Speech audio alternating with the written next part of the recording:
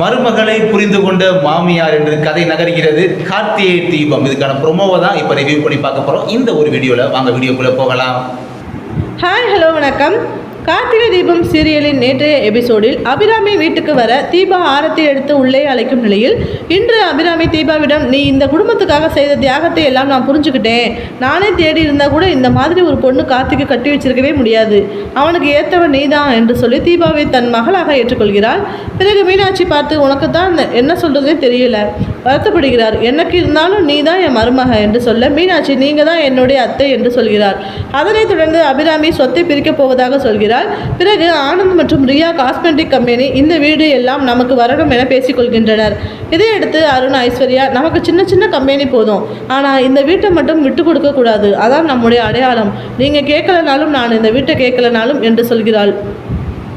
பிறகு கார்த்திக் சொத்து பிரிப்பது பற்றி பேசி வருத்தப்பட, தீபா யார் என்ன கேட்டாலும் சரி, அத்தையும் மாமாவையும் நாம் விட்டு கொடுக்கக்கூடாது, அவங்க நம்ம கூட தான் இருக்கணும் என சொல்கிறார்.